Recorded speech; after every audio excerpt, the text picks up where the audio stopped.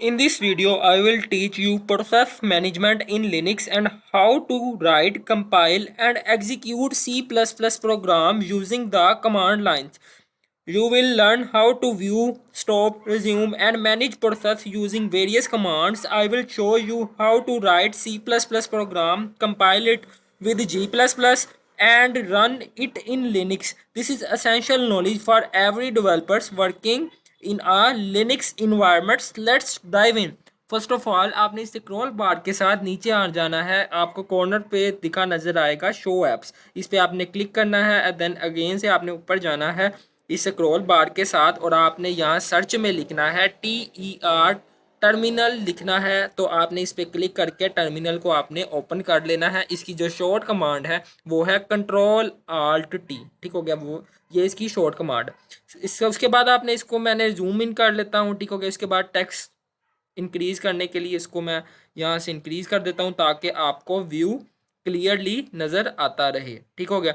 यहाँ से मैं टेक्स्ट को इंक्रीज कर लेता हूँ once more, I think it's enough. अच्छा, उसके बाद अब हमने सीखना है जो प्रोसेस मैनेजमेंट, हम किस तरह प्रोसेस को मैनेज करते हैं लिनक्स के अंदर। अब सबसे पहले एक प्रोसेस मैनेजमेंट को हम शॉर्टली कंसाइज वे में डिफाइन कर लेते हैं। जो प्रोसेस होता है ना, is a running instance of a program. Linux है वो मैनेज करता है प्रोसेस को एफिशिएंटली एंड वी कैन, हम इसको कंट्रोल कर सकते हैं, मॉनिटर कर सकते हैं थ्रू वेरियस कमांड्स। सबसे पहले हम जो कमांड्स, जो व्यूइंग प्रोसेस, हम प्रोसेस को किस तरह व्यू कर सकते हैं, इसके थ्री स्टेप्स हैं। First one is static view, second one is dynamic view and the third one is tree view of process. सबसे पहले हम स्टैटिक व्यू देखेंगे जो वन टाइम स्नैपशॉट है। जो इसकी पहली कमांड हम देखेंगे वो है PS। इसके साथ होगा ये कि हमें शो करेगा एक्टिव प्रोसेसेस को, ठीक हो गया। हमारे जो जो एक्टिव प्रोसेस हैं PID, ये इसका PID का मतलब प्रोसेस ID, ठीक हो गया। ये हमने इससे PS की कमांड से शो किया अपने एक्टिव प्रोसेस। अगर हमने शो करने हैं लिस्ट ऑल द प्रोसेस, ठीक है, विद डिटेल, हमने ऑल प्रोसेस की लिस्ट को डिस्प्ले करना है बट डिटेल के साथ, तो हमने कमांड लिखनी है PS आगे एक स्पेस AUX। जैसे मैं एंटर करूंगा ये पूरी डिटेल के साथ मुझे तमाम कमांड, जो तमाम लिस्ट प्रोसेसेस की वो शो होती नज़र आ गई, ठीक हो गया, ये देख सकते हैं।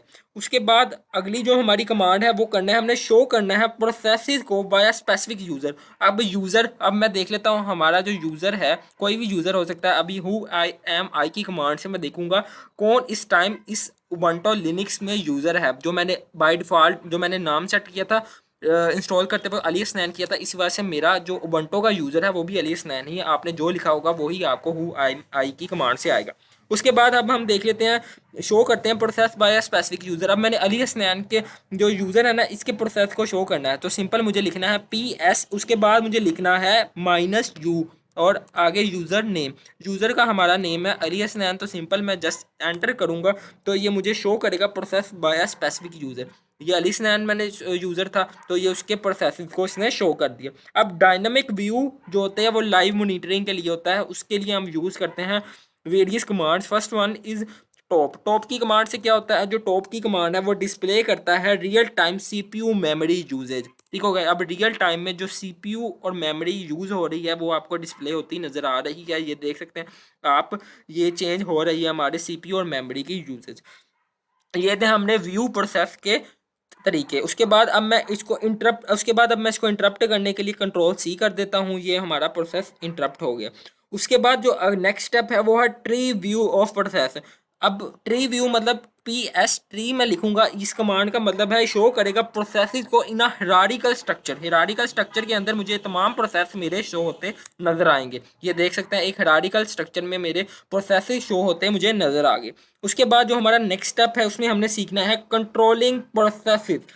कंट्रोलिंग प्रोसेसेस में हम वेरियस स्टेप्स में इसको कंबाइन कर लेता हूँ मैं, ठीक है, इसको सेपरेट सॉरी कर लेता हूँ। First one is interrupting process. अब हमने जो एक प्रोसेस को इंटरप्ट करना होता है उसको हम किस तरह करते हैं। अब जैसे मैंने ऊपर आपको एक कमांड बताई थी टॉप की, अब अगेन से एक टॉप की कमांड को अगेन से रन करता हूँ। इसका मतलब ये था कि हमने डिस्प्ले करना है रियल टाइम CPU और मेमोरी की यूजेज। अब ये रियल टाइम में CPU और मेमोरी की यूजेज हो रही है। अब कंट्रोल करना है हमारा प्रोसेस को। पहले हमने व्यूइंग प्रोसेस की स्टेप्स पढ़े थे, अब हम कंट्रोलिंग प्रोसेस के स्टेप पढ़ रहे हैं।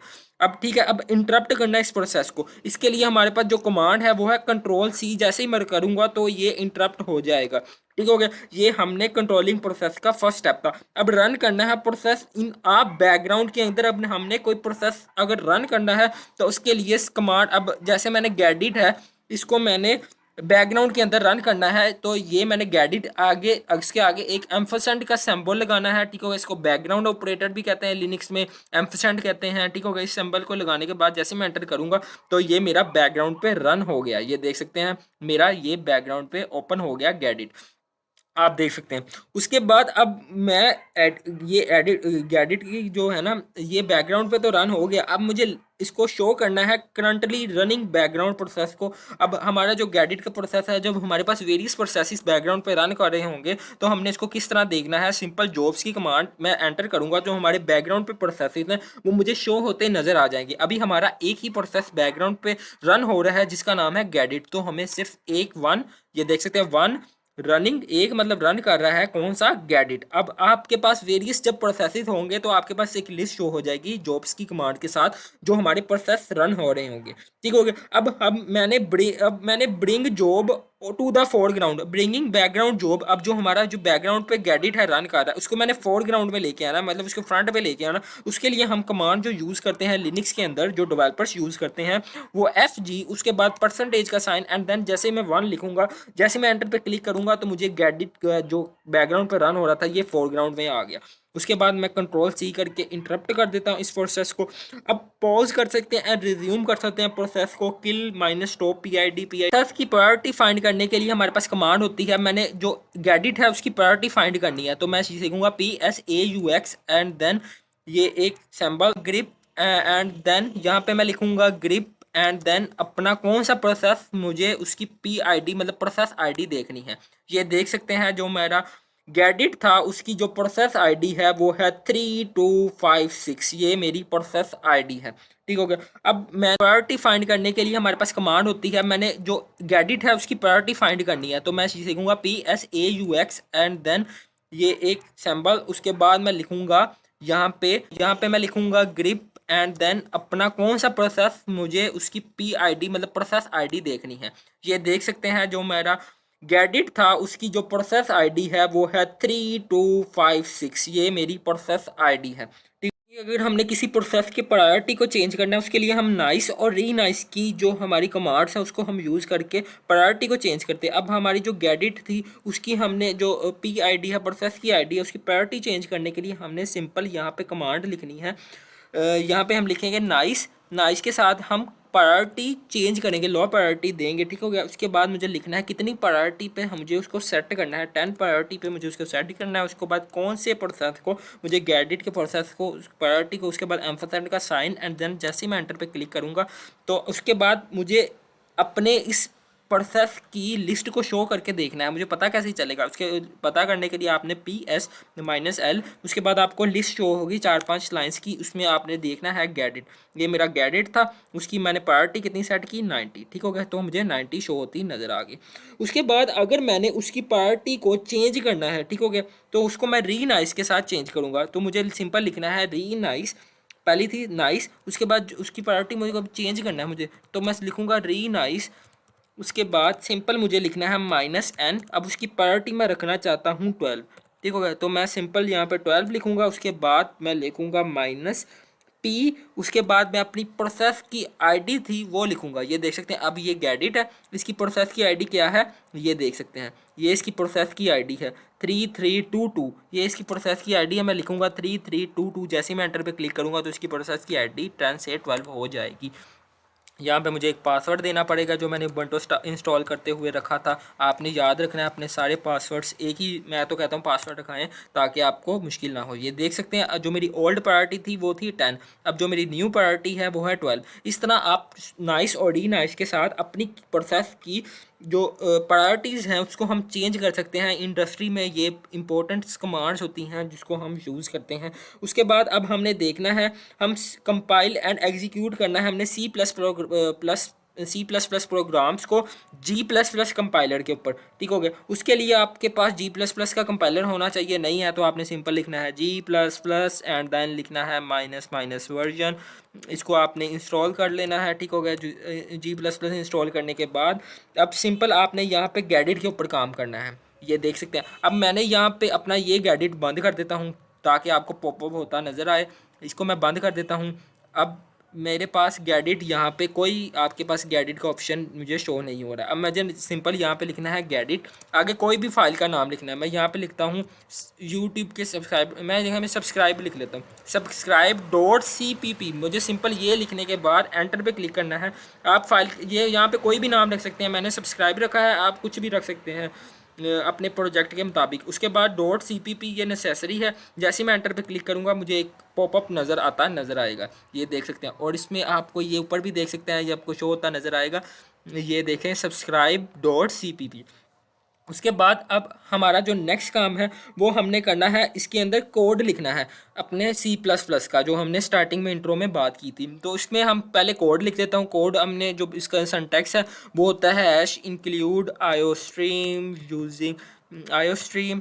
उसके बाद मुझे लिखना है एंटर यूजिंग नेम स्पेस, उसके बाद नेम स्पेस std, उसके बाद इंट मेन, एंड देन मुझे ब्रैकेट्स लगा के इसको यहाँ पे इसके अंदर मैं प्रिंट करूँगा सी आउट। उसके बाद मैं एंटर पढ़ना चाहता हूँ। जो हमारे प्रोग्रामर्स का पहला प्रिंट करने का होता है कोड वो होता है हेलो वर्ल्ड, तो हम भी हेलो वर्ल्ड ही प्रिंट करेंगे। तो अच्छा, उसके बाद आपने सेव पे लाजमी यहाँ पे क्लिक कर देना है और नीचे आपको शो होता नजर आएगा सेविंग फाइल्स subscribe.cpp। अब हमारी जो फाइल है वो सेव हो गई है। उसके बाद आपने Ctrl+C के साथ मैं इसको इंटरप्ट कर देता हूँ, ठीक हो गया। आपने G++ मैं यहाँ पे लिखूँगा, देन इसको छोटा लिखना है G++ एंड देन उसके बाद लिखना है अपनी फ़ाइल का नाम। हमारी फ़ाइल का नाम था सब्सक्राइब एंड देन .cpp, ठीक हो गया। उसके बाद -o and then just simple file का नाम, हमारी फ़ाइल का नाम था सब्सक्राइब। उसके बाद जस्ट सिंपल मुझे एंटर पे क्लिक कर देना है। एंटर पे क्लिक करने के बाद जो हमारा नेक्स्ट, इसको मैं इंटरप्ट, उसके बाद जो हमारा नेक्स्ट स्टेप है उसमें मुझे लिखना है / अपनी जो फाइल का नाम जो हमने लिखा था ना सब्सक्राइब, आपने जो लिखा होगा वो आपने लिखना है सब्सक्राइब। सिंपल ये लिखने के बाद जैसे ही मैं एंटर पे क्लिक करूंगा मुझे शो होता नज़र आएगा हेलो वर्ल्ड स्टार्टिंग पे। ये देख सकते हैं मुझे स्टार्टिंग पे हेलो वर्ल्ड शो होता नज़र आ गया। आपने अब गैजेट के अंदर कोई भी आपने प्रोग्राम लिखेंगे, जैसे आप मैक्सिमम मिनिमम नंबर का, एवरेज का कोई भी कोड लिखते हैं या कोई प्रोग्राम रन करते हैं, तो आपको सिंपल इस तरह आप रन कर सकते हैं G++ कंपाइलर के ऊपर C++ प्रोग्राम। उसके बाद अब हम देखेंगे अगर हमने डिस्प्ले करना है every active process in the system के अंदर जो हमारे एक्टिव प्रोसेस है उसको देखने के लिए सिंपल मुझे PS एंड देन यहाँ पे A लिख देना। जैसे मैं एंटर पे क्लिक करूँगा जो मेरे एक्टिव इस टाइम प्रोसेस है उसकी मुझे लिस्ट शो होती नज़र आएगी। ये देख सकते हैं ये तमाम मेरे एक्टिव प्रोसेस हैं, उसकी लिस्ट मुझे शो होती नज़र आ गई।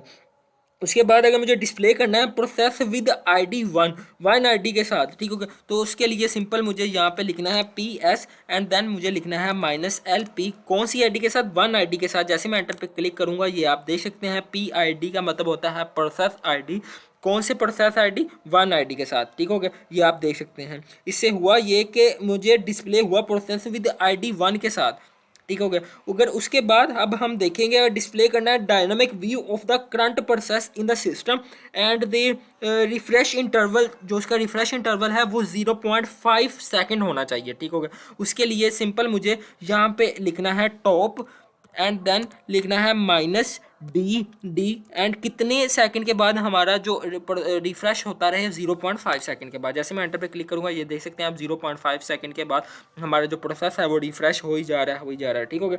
उसके बाद अब हमने इस वीडियो के अंदर नाइस रीनाइस की कमांड्स को देखा, किस तरह हमने C++ के प्रोग्राम्स को हमने कंपाइलर के अंदर रन करना है, ये चीज़ें देखी।